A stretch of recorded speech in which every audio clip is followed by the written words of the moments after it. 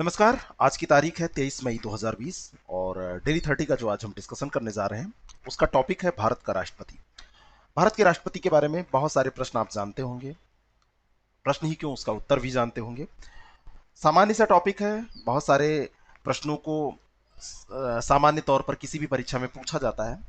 यहाँ पर जो हम डिस्कस करने जा रहे हैं उसमें बहुत ही जनरल प्रश्न आपको नहीं मिलेंगे, कुछ अच्छे प्रश्न ही यहाँ पर मिलेंगे, उसको हम डिस्कस करेंगे।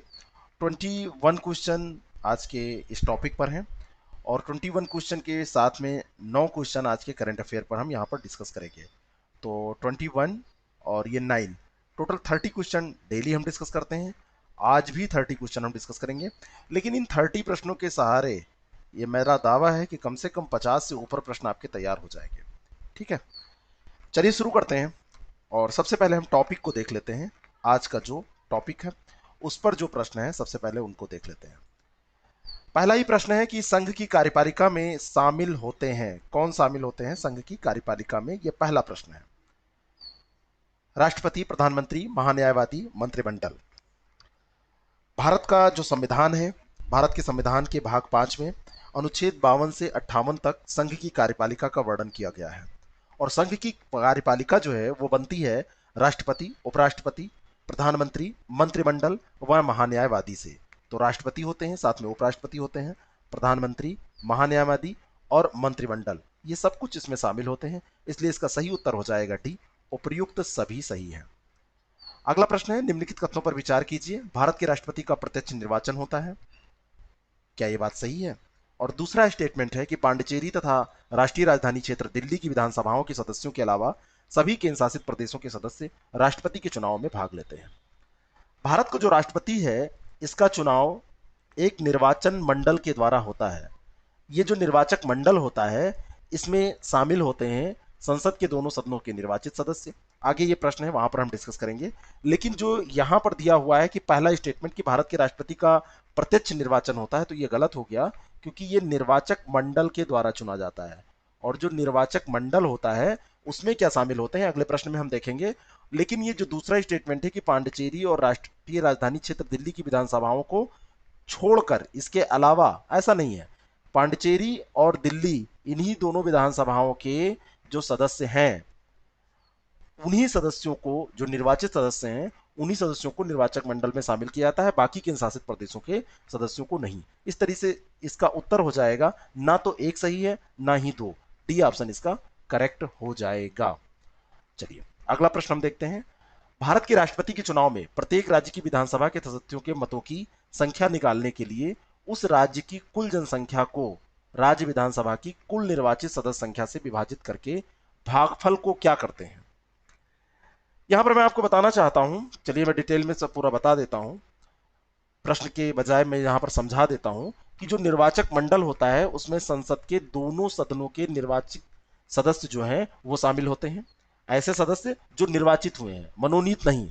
राज्यों की विधानसभाओं के निर्वाचित सदस्य शामिल होते हैं और दिल्ली व पांडिचेरी के निर्वाचित सदस्य शामिल होते हैं वहां की विधानसभाओं के। दिल्ली जो राष्ट्रीय राजधानी क्षेत्र है वो, और पांडिचेरी, ये शामिल होते हैं।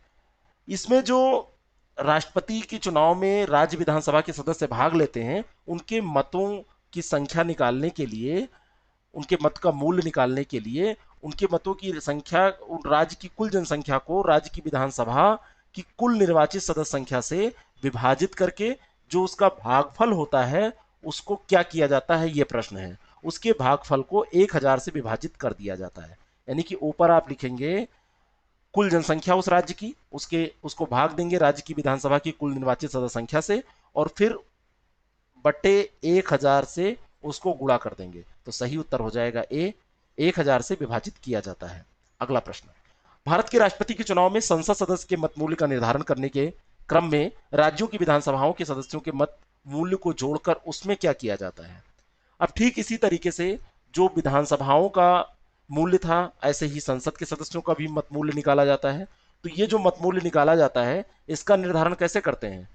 संसद के जो सदस्य हैं उनके मत मूल्य का निर्धारण करने के लिए राज्यों की विधानसभाओं के सदस्यों का जो मत मूल्य है उनको जोड़ते हैं और उसमें संसद के दोनों सदनों के निर्वाचित सदस्यों के योग का भाग दे देते हैं। यानी कि ऊपर आप लिखेंगे विधानसभाओं के सदस्यों का मतमूल्य और बटे उसको भाग देंगे संसद के दोनों सदनों के निर्वाचित सदस्यों की संख्या का जो योग होगा उससे डिवाइड कर देंगे। तो इसका भी ए ऑप्शन, इसका ये भाग दे दिया जाता है, डिवाइड कर दिया जाता है, दोनों सदस्यों के निर्वाचित सदस्यों के योग से भाग दे दिया जाता है।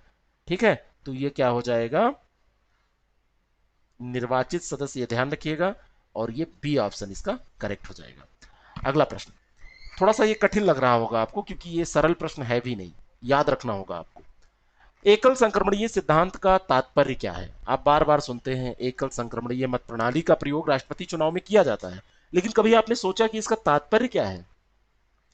इसका तात्पर्य यह होता है कि यदि निर्वाचन में एक से अधिक उम्मीदवार हों, अधिकतर एक से अधिक उम्मीदवार होते हैं, अगर कोई उम्मीदवार खड़ा हुआ है तो एक उम्मीदवार होगा तब तो वैसे ही निर्विरोध चुन लिया जाएगा।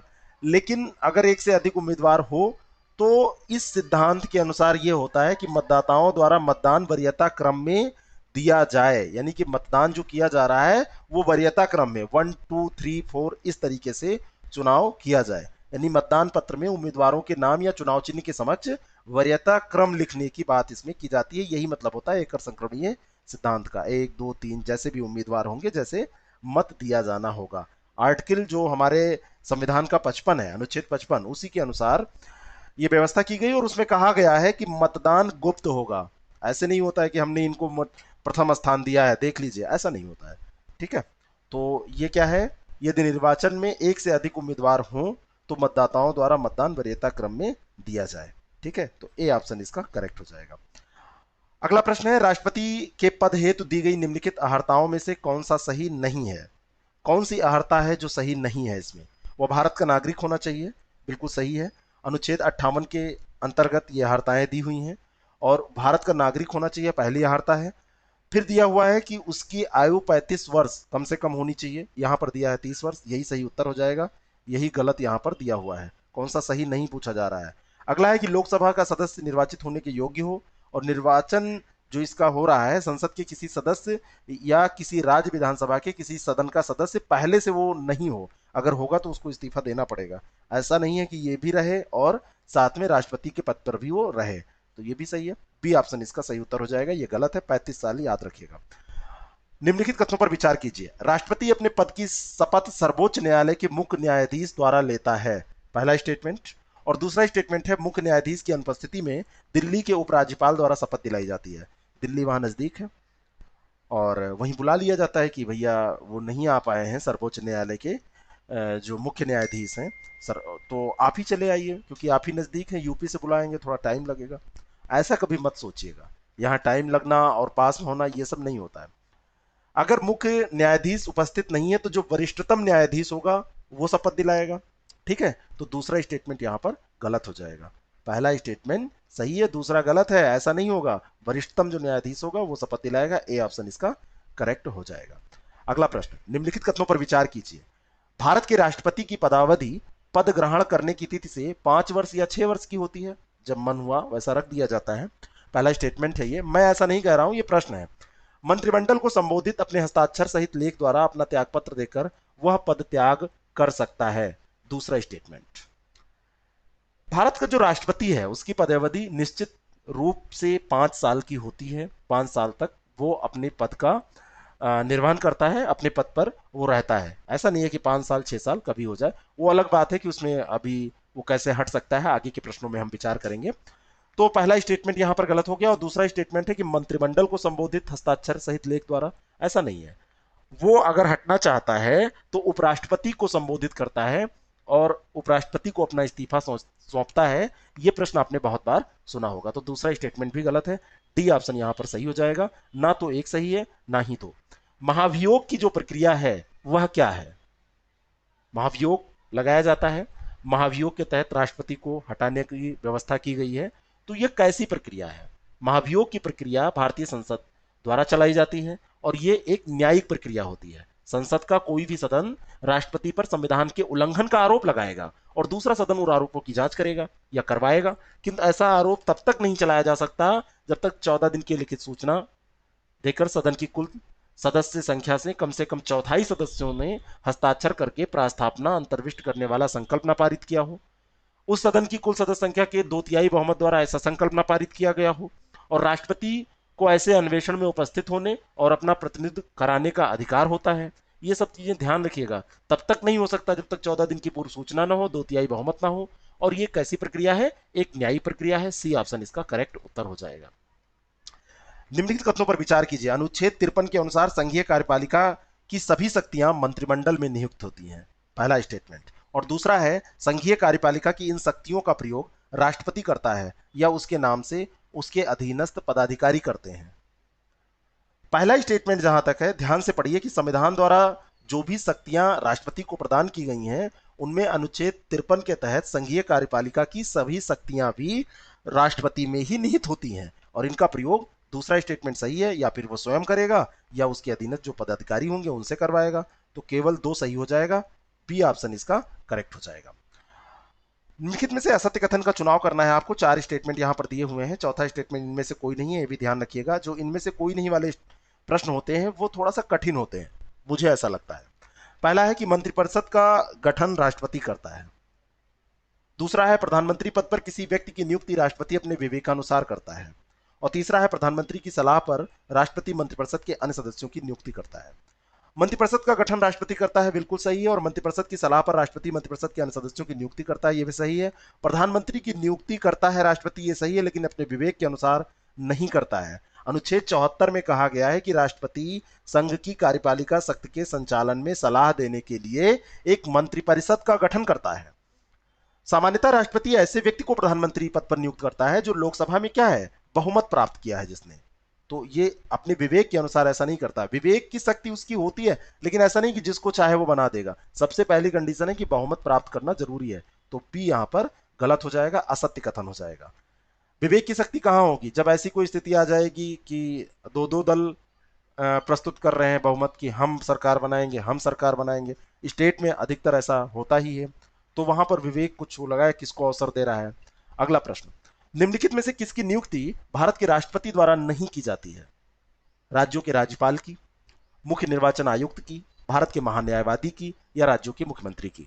भारत को जो राष्ट्रपति है उसको नियुक्ति संबंधी शक्तियां दी गई हैं, और ये जो शक्तियां दी गई हैं इसके अंतर्गत महान्यायवादी, नियंत्रक एवं महालेखा परीक्षक, उच्चतम न्यायालय के न्यायाधीश, राज्य के उच्च न्यायालयों के न्यायाधीश, राज्य के राज्यपाल, मुख्य निर्वाचन आयुक्त, संघ लोक सेवा आयोग के अध्यक्ष व अन्य सदस्य राष्ट्रपति द्वारा नियुक्त किए जाते हैं। लेकिन ये राज्यों के मुख्यमंत्री की नियुक्ति राष्ट्रपति के द्वारा नहीं की जाती है।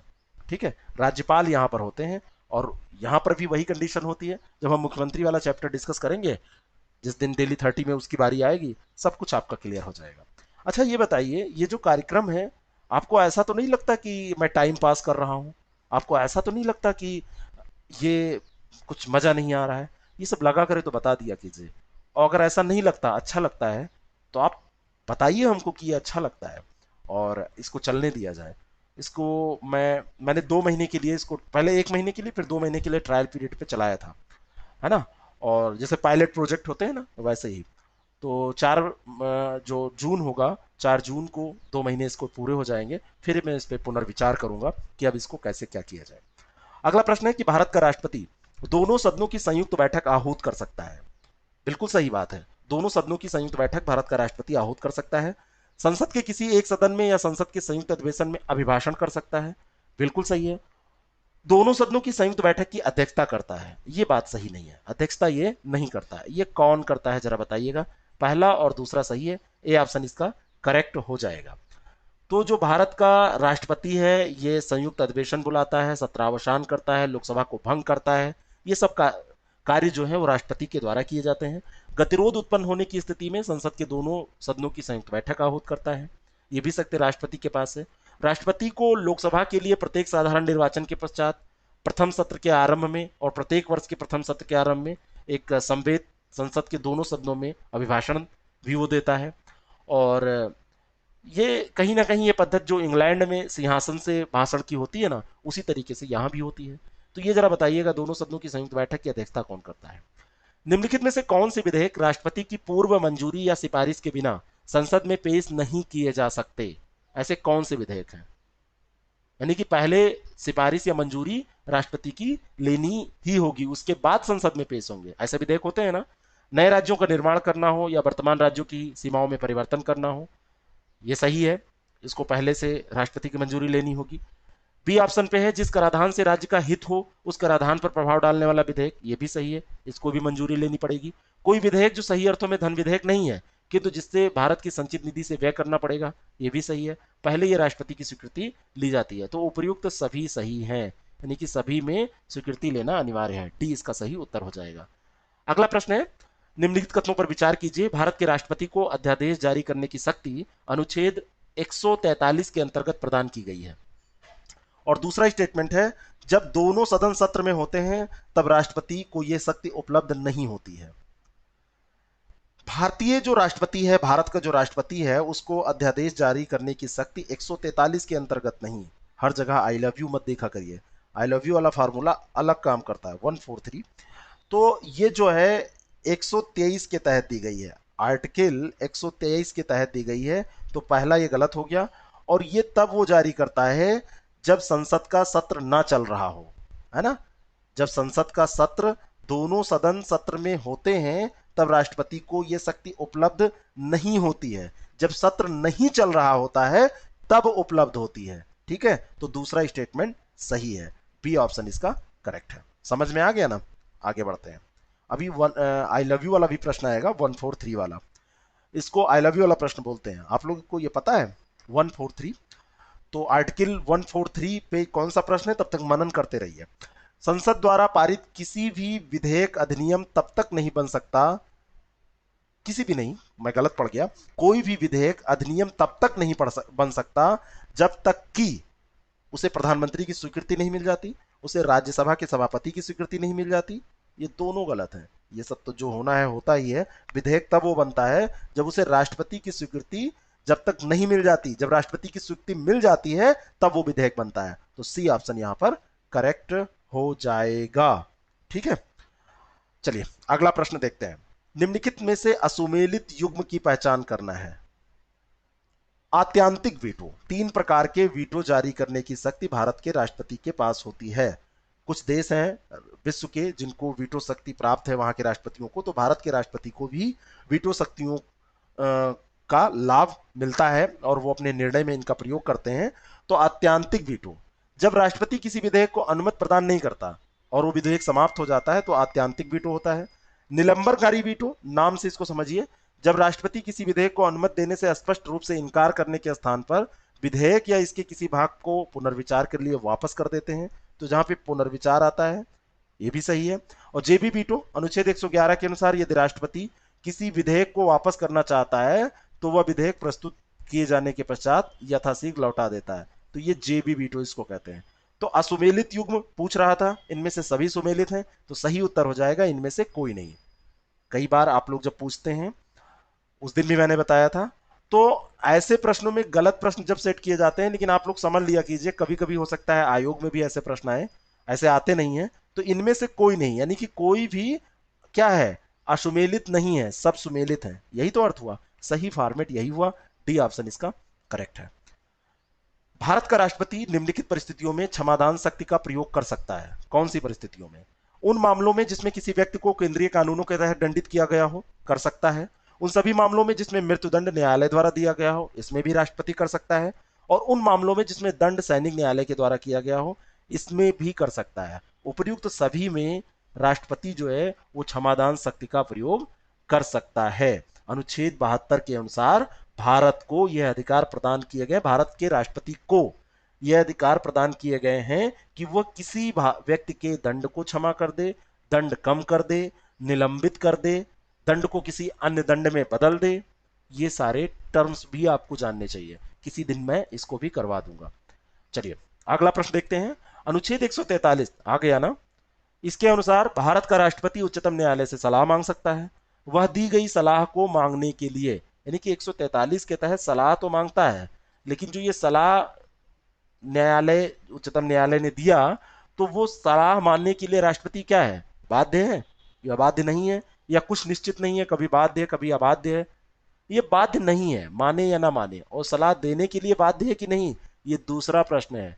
क्या हमारे यहाँ का जो सीजीआई है, या आप ऐसे कर दीजिए सुप्रीम कोर्ट है, सुप्रीम कोर्ट राष्ट्रपति के द्वारा मांगी गई सलाह को देने के लिए बाध्य है? ये प्रश्न बताइएगा।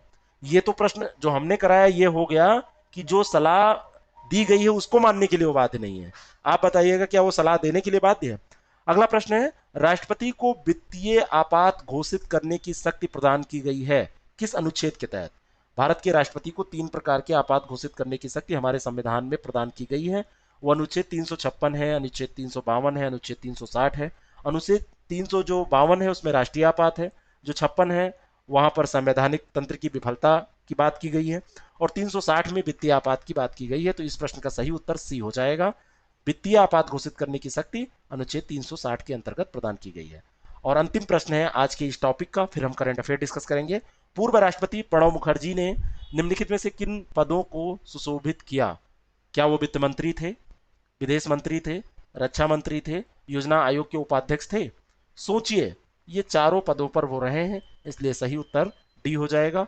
और भारत के वो राष्ट्रपति तो रहे ही हैं। अभी जो वर्तमान राष्ट्रपति हैं श्री रामनाथ कोविंद जी, उनके पहले प्रणब मुखर्जी जी राष्ट्रपति थे। अगला प्रश्न, पहला करंट अफेयर का प्रश्न है ये, ओपन स्काई संधि किस हस्ताक्षरकर्ता देश द्वारा पुष्टि नहीं की गई है? जो ओपन स्काई संधि एक हुई है, ओपन स्काई संधि, अमेरिकी राष्ट्रपति डोनाल्ड ट्रंप ने अभी घोषणा की है कि अमेरिका अब ओपन स्काई संधि से अलग हो जाएगा। तो इसमें पूछा जा रहा है कि ये किस राष्ट्र के द्वारा, किस देश के द्वारा इसकी पुष्टि नहीं की गई थी। तो पहले आप जान लीजिए कि ओपन स्काई जो संधि है 2002 में इस पर हस्ताक्षर किए गए थे, और इस संधि में प्रतिभागियों के लिए एक हवाई निगरानी प्रणाली की स्थापना की गई थी। 34 सदस्य हैं इसमें, 34 सदस्य, 34 सदस्य मेंबर्स इसमें थे, और अमेरिका और रूस दोनों संधि के हस्ताक्षर करता है। अभी अमेरिका अलग हो रहा है। अब इसमें से कौन इसमें नहीं है हस्ताक्षर करता? ठीक है, तो इसमें किर्गिस्तान, एस्टोनिया, डेनमार्क और पुर्तगाल, इनमें से देखा जाए तो किर्गिस्तान नहीं है। ए ऑप्शन इसका करेक्ट हो जाएगा। बाकी अन्य देश इसमें है, फ्रांस है, जर्मनी, स्पेन, इटली, पुर्तगाल, है ना, स्वीडन और फिनलैंड, तुर्की, बेल्जियम, बेलारूस, क्रोएशिया, ये सब देश इसमें शामिल हैं। चलिए, किर्गिस्तान एकमात्र ऐसा देश है जिसमें इस संधि की पुष्टि नहीं की है, जो इनमें से ये जो दिए हैं देश। भारत के बारे में अगर बात की जाए तो भारत की जापान के साथ भी ऐसी संधि है। भारत और जापान ने 2017 में ओपन स्काई समझौते पर हस्ताक्षर किए थे, और भारत ने राष्ट्रीय नागरिक उड्डयन नीति 2016 के अनुसार इस समझौते पर हस्ताक्षर किए थे। अगला प्रश्न है कि नैम स्वास्थ्य मंत्री सम्मेलन की अध्यक्षता किसके द्वारा की गई? 20 मई 2020 को केंद्रीय स्वास्थ्य मंत्री हर्षवर्धन ने वीडियो कॉन्फ्रेंस के माध्यम से नैम में भाग लिया, और इस सम्मेलन, नैम पे हमने पहले भी प्रश्न डिस्कस किए हैं। तो इस सम्मेलन की अध्यक्षता अजरबैजान के स्वास्थ्य मंत्री ओगटे सिरालियो, क्या नाम है इनका? ओगेटे सिरालियो, ये ध्यान रखिएगा, इन्होंने की। तो ये कहां के हैं? अजरबैजान के। सी ऑप्शन इसका करेक्ट हो जाएगा। आरबीआई की मौद्रिक नीति समिति की 22 मई 2020 को आयोजित बैठक में लिए गए निर्णयों में से कौन सा असत्य है? अभी आरबीआई की मौद्रिक नीति जारी हुई है, तो उसमें जो समिति है उसने कौन सी जो बैठक की है उसमें कौन सा फैसला नहीं लिया, कौन सा इसमें असत्य है? पहला इसमें है कि आरबीआई ऋण सुविधाओं की पेशकश के लिए एक और 90 दिवसीय विस्तार प्रदान करेगी। ये बिल्कुल सही है। अभी ये एक चल रहा है, अभी और आगे बढ़ाया जाएगा इसको। यानी कि जिसने ले लिया है ऋण और किस्त उसकी ड्यू है, और कोविड के कारण, लॉकडाउन के कारण समस्याएं हो रही हैं उसको किस्त देने में, तो उसमें विस्तार दिया जाएगा। दूसरा है, आरबीआई ने निर्यात क्रेडिट अवधि को 12 महीने से बढ़ाकर 24 महीने कर दिया है। तो ये दूसरा स्टेटमेंट है। अब ये दूसरा जो स्टेटमेंट है ये गलत है, इसको 12 महीने से बढ़ाकर 15 महीने कर दिया गया है, तो दूसरा गलत हो जाएगा, यही सही उत्तर हो जाएगा। अगला है कि बैंकों की समूह जोखिम सीमा 25% से बढ़ाकर 30% की गई है, और रेपो रेट को घटाकर 4.4 से 4% कर दिया गया है। तो ये ध्यान में रखिएगा। नेक्स्ट क्वेश्चन है, विश्व में सर्वाधिक विदेशी मुद्रा भंडार वाले देशों की सूची में भारत का स्थान कौन सा है? 15 मई 2020 को अभी समाप्त हुए सप्ताह के दौरान भारत का विदेशी मुद्रा भंडार 1.73 बिलियन डॉलर वृद्धि के साथ 487.04 अरब डॉलर पहुंच गया। अरब डॉलर ये पहुंच गया। और विश्व में सर्वाधिक विदेशी मुद्रा भंडार वाले देशों की सूची में जो भारत का स्थान है वो क्या है? 8वां स्थान है। ए ऑप्शन यहां पर करेक्ट हो जाएगा, ध्यान रखिएगा, पूछा जा सकता है। और जो ये भंडार होता है इसमें दीर्घकालीन सरकारी परिसंपत्तियों को शामिल किया जाना चाहिए, ऐसी बात हो रही है। इसमें होता क्या है, विदेशी रुपये, विदेशी बैंकों की जमा, विदेशी ट्रेजरी बिल और अल्पकालिक अथवा दीर्घकालिक सरकारी परिसंपत्तियों को भी इसमें शामिल किया जाना चाहिए, परंतु विशेष आहरण अधिकारों, सोने के भंडार और अंतर्राष्ट्रीय मुद्रा कोष की भंडार स्थितियों को इसमें शामिल किया जाता है। तो किया किसको जाता है और किया जाना किसको चाहिए, ये बात चल रही है। तो इसमें शामिल किया जाता है विशेष आहरण अधिकार को, सोने के भंडारों को और अंतर्राष्ट्रीय मुद्रा कोष के भंडार स्थितियों को। ठीक है। और जो विदेशी मुद्रा भंडार है इसमें भारत का स्थान आप याद रखिएगा। पहली बार सामान्य वित्तीय नियम कब जारी किए गए थे? अभी 21 मई 2020 को भारत सरकार ने सामान्य वित्तीय नियमों में संशोधन किए हैं, और ये सुनिश्चित करने के लिए कि 200 करोड़ रुपए से कम मूल्य की जो वस्तुएं हैं और सेवाएं हैं उनकी खरीद घरेलू फर्मों से की जाए, ऐसी चर्चा चल रही है ना। तो जो सामान्य वित्तीय नियम है वो पहली बार कब जारी किए गए थे? जब भारत आजाद हुआ था 1947 में, उसी समय सामान्य वित्तीय नियम पहली बार जारी किए गए थे। जीएफआर इनको बोलते हैं शॉर्ट टर्म में, सामान्य वित्तीय नियम। सार्वजनिक वित्त से संबंधित जो नियम है उन नियमों का ये समूह होता है। विश्वविद्यालय अनुदान आयोग, जिसको आप कहते हैं यूजीसी, इसने विश्वविद्यालयों को क्रेडिट ट्रांसफर करने के लिए किस पोर्टल के ऑनलाइन पाठ्यक्रमों का उपयोग करने का निर्देश दिया है? तो ये जो पोर्टल है उसका नाम क्या है? यूजीसी ने अभी ये किया है, और इस पोर्टल का नाम है स्वयं। क्या नाम है? स्वयं। बी ऑप्शन इसका करेक्ट है। स्वयं पोर्टल पर उपलब्ध व्यापक ओपन ऑनलाइन पाठ्यक्रम का उपयोग करने का इसने निर्देश दे दिया है। यूजीसी के पोर्टल पर उपलब्ध 82 अंडर ग्रेजुएट और 42 स्नातक गैर इंजीनियरिंग मैसिव ओपन ऑनलाइन पाठ्यक्रम है ना। व्यापक ओपन ऑनलाइन पाठ्यक्रम जिसको कहा जा रहा है, यानी कि मैसिव ओपन ऑनलाइन कोर्स, ये उपलब्ध है। तो इसका नाम क्या है? स्वयं। किस देश ने हाल ही में ओपन स्काई संधि से अलग होने की घोषणा की? तो ये प्रश्न अलग से बन सकता है, और ये जो घोषणा की है वो अमेरिका ने अभी की है, रूस पहले कर चुका है। ठीक है। तो ए ऑप्शन इसका करेक्ट है। नहीं, रूस पहले नहीं कर चुका है, सॉरी मैं गलत बोल रहा हूं। रूस और ये दोनों इसके सदस्य थे, अमेरिका ने अभी की है, एक्सट्रीमली सॉरी, अमेरिका ने की है। अगला है विश्व संवाद और विकास के लिए सांस्कृतिक विविधता दिवस कब मनाया जाता है? किस तिथि को मनाया जाता है? ये मनाता है कौन है? ये मनाएगा यूनेस्को।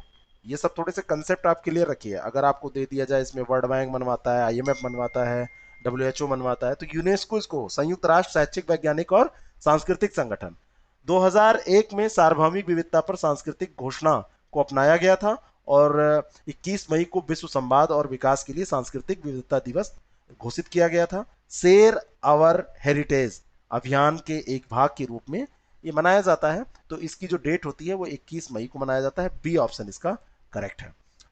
3 महीने के लिए भारत के घरेलू हवाई किराए का निर्धारण किसके द्वारा किया जाएगा जब लॉकडाउन के बाद घरेलू उड़ानें फिर से शुरू होंगी? कौन करेगा इसका निर्धारण?